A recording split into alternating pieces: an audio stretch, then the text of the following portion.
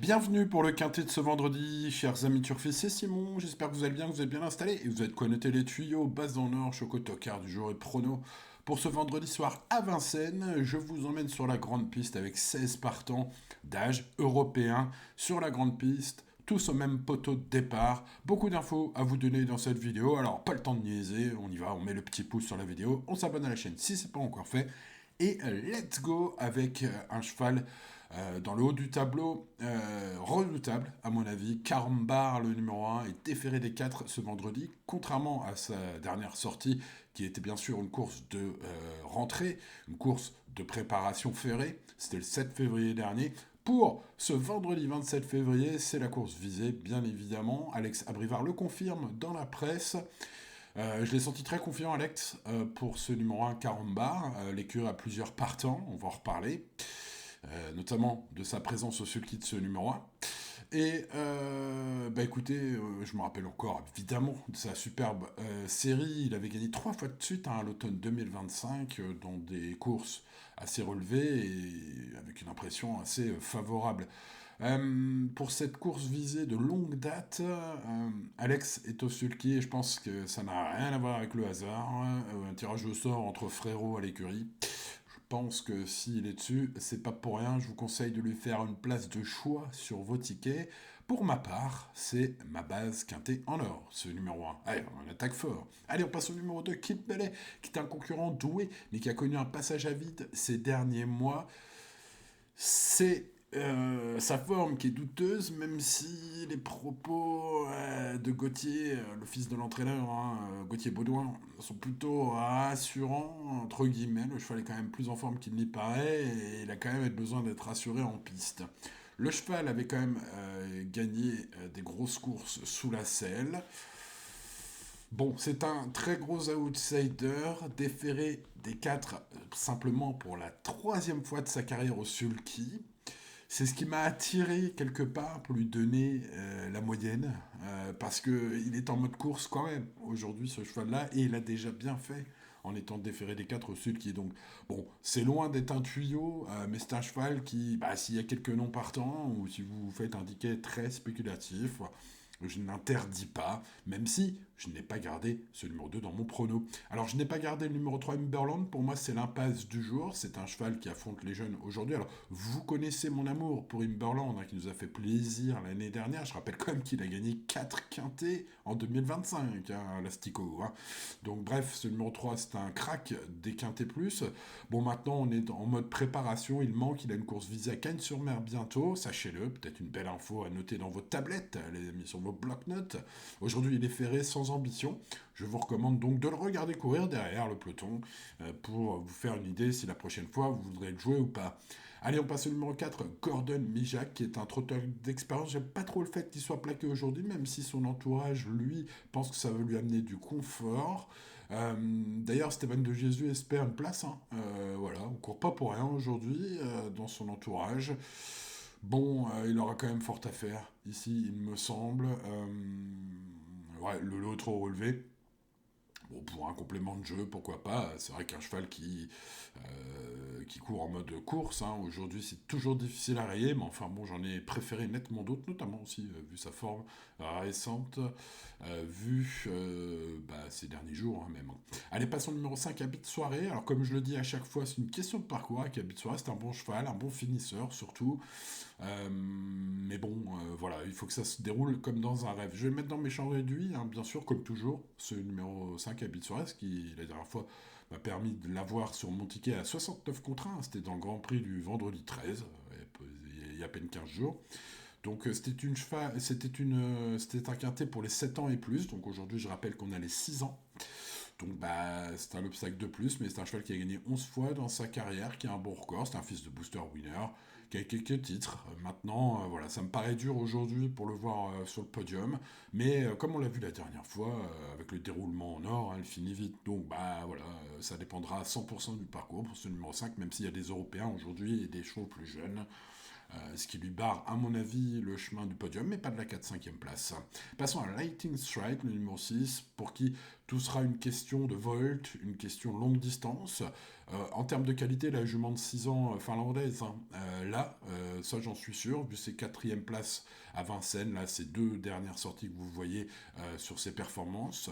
C'était à Vincennes, et une fois elle a fini vite mais trop tard, l'autre fois elle était très très offensive, craquant un petit peu, enfin pas vraiment craquant, mais en tout cas soufflant un petit peu pour finir, quatrième. Donc ce sont des bonnes perfs, mais c'était sur 2100 mètres départ lancé. Donc la grosse question, hein, comme souvent avec les chevaux scandinaves, ça va être est-ce que la jument va aimer la longue distance du jour? Je rappelle qu'on est sur 2700 mètres ce vendredi soir à Vincennes. Je rappelle que c'est départ volté, donc ce sont des nombreuses questions. Mais comme elle a la qualité et que sa cote devrait être bien sympathique, j'ai envie de tenter le coup, parce que si elle s'adapte à ses conditions de course, ça peut être la grosse surprise. Hein. Voilà, un quintet avec pas mal de grands favoris, faut tenter des choses. Ce numéro 6, je vais le tenter. C'est mon tocard du jour. Allez, on passe au numéro 7, Elegance Chronos, qui fait toujours son maximum en compétition, mais seulement parfois un petit quelque chose pour gagner. Elle reste sur des performances honorables.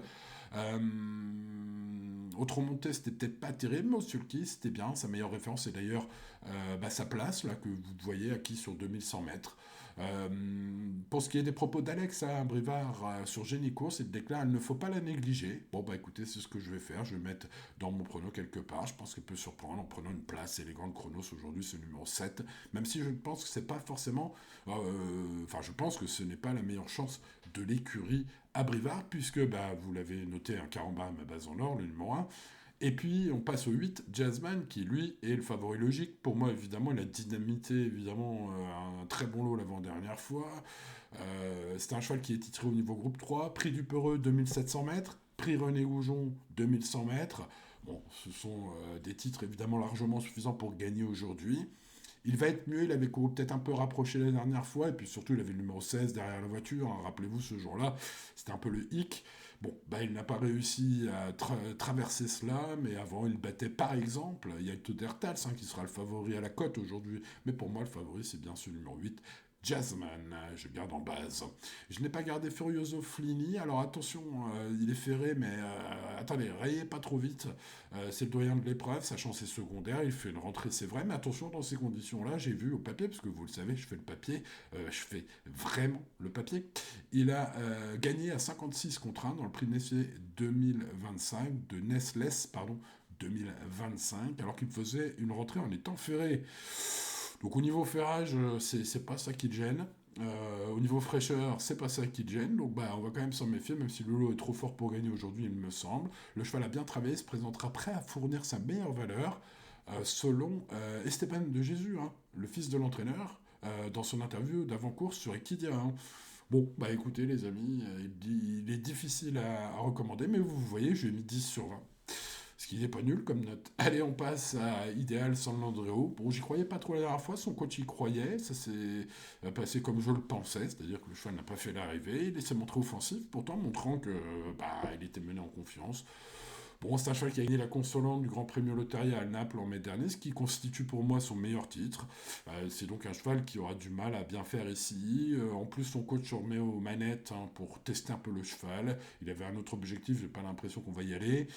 Donc, je ne sais pas, il a besoin de rassurer le cheval, ce qu'il faut rayer totalement. Bon, il est quand même déféré des 4, mais je n'ai pas gardé ce 10. Allez, on passe au numéro 11, Cocaoli, qui est un trotteur suédois de 7 ans, qui avait montré des jolies choses par le passé, notamment une victoire de groupe 3 dans le prix de Peureux en 2024. Ça date un peu, il vient de rassurer un peu à Vol Vega, mais dans un lot beaucoup moins fort. Bon, une 4-5e place n'est pas impossible.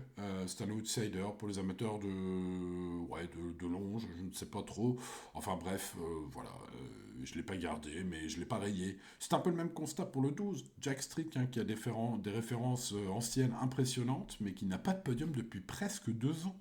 Le cheval a évolué au plus haut niveau, hein, il y a 2-3 ans. Bon, depuis, plus de son, plus d'image, le mot est un peu fort, mais presque, hein, parce qu'on ne l'a pas vu briller, hein, depuis des années. Bon, écoutez, ça forme peut-être un peu mieux. La dernière fois, il n'a pas si mal fini que cela, en retrait, en étant 8ème. C'était pas fou, c'était pas une note intégrale, hein, c'était le 17 février dans le prix du Chênay. Mais bon, j'ai l'impression que son entourage se raccroche un peu à ça pour dire qu'il peut prendre une place aujourd'hui. Bon, écoutez, en bout du bout, pour spéculer seulement ce 12. Passons au numéro 13, je rêve du bois qui revient à l'attelé après s'être illustré par une belle saison avec déjà 3 courses cette année sous la selle. Le cheval est assez délicat au sulky, ce sera un peu tout rien à mon avis, il est capable de jouer le podium comme de nous lâcher à n'importe quel moment du parcours au sulky. Hmm. Ouais, je bois une petite goutte de café, les amis, pour finir cette étude, à la vôtre. Donc voilà, plutôt au champ réduit, c'est le numéro 13. On passe au 14, Yeto Dertals, qui est favori de la presse aujourd'hui. C'est un modèle de régularité, c'est vrai. Toutes ses dernières courses sont bonnes, c'est vrai. Il a pris un accessible dans le prix Jean-René Goujon. Donc derrière un certain Jazzman, je lui vois une chance inférieure à Jazzman, mais c'est vrai qu'il est très fiable, ce numéro 14. Donc écoutez, voilà, je l'ai mis cinquième et je le mettrai sur mon ticket combiné, ce numéro 14, logiquement. Passons au numéro 15, Dolce Vicky, qui sera mon choco du jour. Le cheval, pour moi, s'annonce en mode tout ou rien. J'ai senti Alessandro Manfredi, le manager de l'écurie Giocadoro, assez confiant aujourd'hui. Il vise le podium si le parcours se passe bien. Je pense que c'est tout à fait possible, en mode tout ou rien, je le répète, parce qu'il ne faudra pas fauter à la volte. Évidemment, le cheval comme meilleure référence à un 2100 mètres où il avait fait sensation fin d'année dernière, puisqu'il avait gagné ce jour-là, alors pas forcément avec une rude avance, mais sans rabattre les œillères. Hein. Eh ouais, je vous dis que je fais le papier, je le fais vraiment, les amis. Donc écoutez, je pense que ça lui donne une des toutes premières chances théoriques aujourd'hui, mais on n'est pas sur 2100 mètres aujourd'hui, on est sur 2007, départ volté, donc ce sera tout ou rien pour ce 15. Allez, on passe au numéro 16, Harrison Duplessis, qui bénéficie d'un engagement nord massif, et 100% de réussite dans les quintés plus, excusez du peu, avec 7 sur 7 dans les 5 premiers, et même 6 podiums sur ces 7 tentatives de quintés plus. Donc c'est le spécialiste des quintés, celui-là. Voilà, il devrait participer activement à l'arrivée, même s'il est plus souvent placé que gagnant. On fait appel au seul killer Eric Raffin aujourd'hui. Et donc, si vous faites un ticket combiné, les amis turfistes, vous faites un ticket en 6 chevaux, il faut le mettre. Bon, pour ce qui est de mes bases, let's go les amis. Allez, Carambar, le numéro 1, on met le petit pouce sur la vidéo, peut-être que ça va lui porter chance. C'est ma base quintet en or, ce numéro 1. J'ai senti Alex Abrivard très confiant, c'est son choix. Ils ont 3 chances, l'écurie Abrivard, dans ce quintet plus de ce vendredi. Eh bien écoutez, Alex, il est sur ce numéro 1 Carambar. Ouais, j'ai relevé une belle confiance, une rentrée la dernière fois nécessaire et 3 courses magnifiques en 2025, à l'automne 2025, avant sa pause. Hein. Donc écoutez, j'ai l'impression qu'on l'estime pas mal, ce numéro 1, Caramba. Eh bien écoutez, on va croiser les doigts. C'est ma base en or, le numéro 1. Allez, on passe au numéro 8, Jazzman, évidemment, qui peut se racheter dans ce lot. Il a déjà battu celui qui sera le favori à la cote, enfin en tout cas qui est le favori de la presse. Il l'a déjà devancé assez facilement. La longue distance, ça ne gêne pas, puisque je rappelle que si son meilleur titre tout récent était sur 2100 mètres, il en a aussi un tout équivalent sur 2700 mètres, le prix du Peureux, voilà, au niveau groupe aussi, donc c'est le cheval de classe, ce numéro 8, je réitère ma confiance, même s'il m'a déçu la dernière fois, je rappellerai que ce jour-là, il a dû faire un effort incroyable pour se propulser en tête de course, avec un très mauvais numéro derrière la voiture de départ. Aujourd'hui, il n'y a pas de voiture de départ, espérons donc un bon placement en début de course. Si tel est le cas, ce 8 va se racheter. C'est le favori implacable pour moi. Ensuite, je tente le mode tout rien avec mon choco du jour, Dolce Vicky, le numéro 15. Un cheval qui m'a fait forte impression sur 2100 mètres, sans rabattre les œillères, en s'imposant il y a très très peu. Voilà, l'engagement est parfait aujourd'hui. Reste évidemment la volte, reste évidemment la distance plus longue. Si ça passe, ça va faire mal, ce numéro 15. C'est mon choco du jour. Et puis mon tocard du jour sera le numéro 6, Lightning Stride. C'est un peu le même constat. Le cheval est bon, il n'y a pas de souci là-dessus. C'est 2 courses à Vincennes. Je rappelle qu'il a fini vite mais trop tard dans l'une d'entre elles et a été trop offensif le coup d'avant. Bref, avec une belle drive, et puis surtout, si ça passe les 2700 mètres et la volte, et c'est un peu le même constat que pour mon choco, mon tocard du jour, numéro 6, Lightning Strike, sa cote sera magnifique. As-8, 15, 6, champ total pour ce vendredi soir à Vincennes. As-8, 15, 6, 14, 16, 7 et 13 pour ce qui est de mon prono complet. Regret, le 5, il peut finir vite, mais qui affronte un lot plus relevé que la dernière fois. L'indice de confiance est de 6 sur 10. Autant mes 6 premiers seront recommandés pour ceux qui jouent un combiné. Autant derrière, il y a quand même pas mal de possibilités, comme vous l'avez vu dans cette vidéo, avec pas mal de chevaux à très très grosse cote, pour qui j'ai mis quand même la moyenne. Donc bah, ça m'inquiète un peu. Pour ça que j'ai pas mis un indice de confiance plus haut que 6 sur 10. Donc, les amis, on reste raisonnable, bien sûr, on joue responsablement comme tous les jours, même ce vendredi, et tout ira bien. Allez, bonne chance à vous, n'oubliez pas le petit pouce, n'oubliez pas de vous abonner à la chaîne si c'est pas encore fait, et à demain pour de nouvelles aventures. C'était Simon. Ciao ciao.